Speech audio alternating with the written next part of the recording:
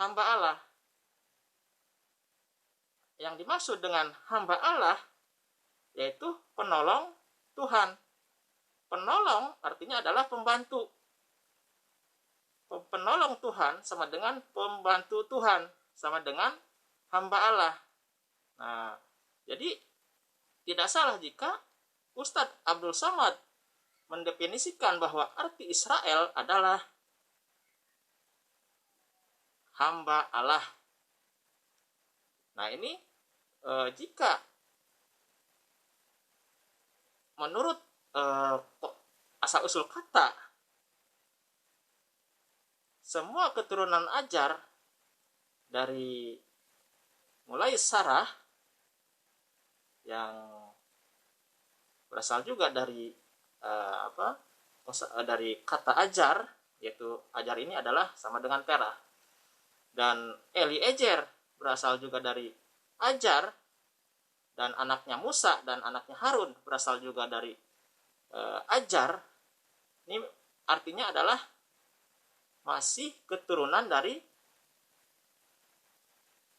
Terah.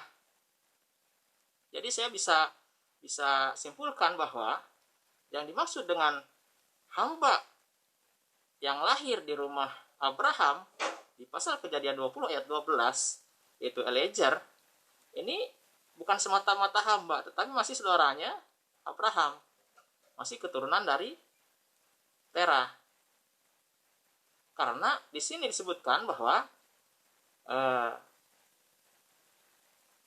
hamba di sini adalah dalam bahasa Ibrani disebut adalah Ben.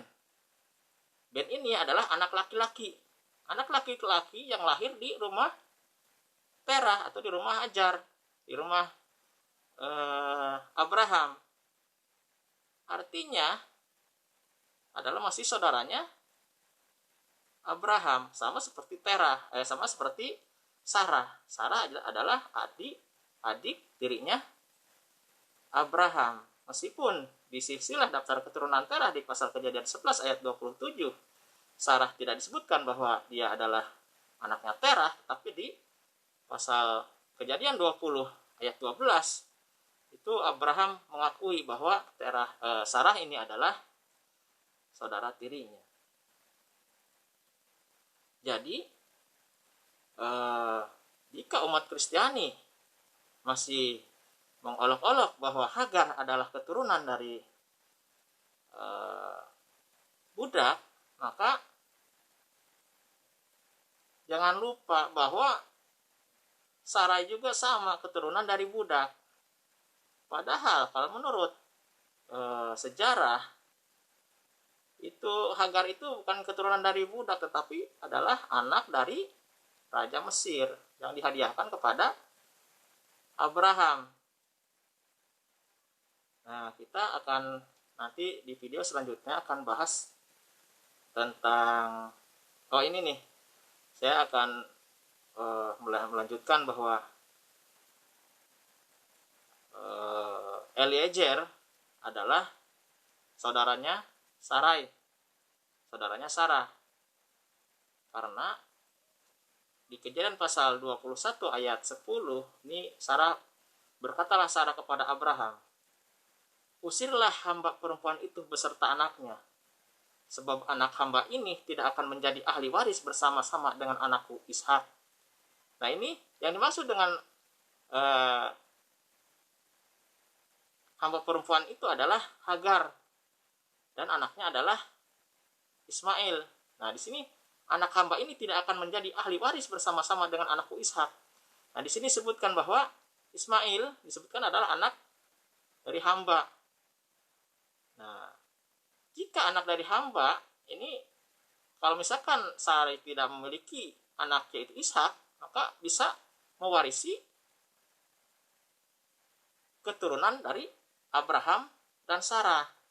Artinya bahwa Eliezer di pasal Kejadian 15 ayat 1 sampai ayat 3 ini juga bisa memiliki hak waris Abraham jika Abraham tidak memiliki anak.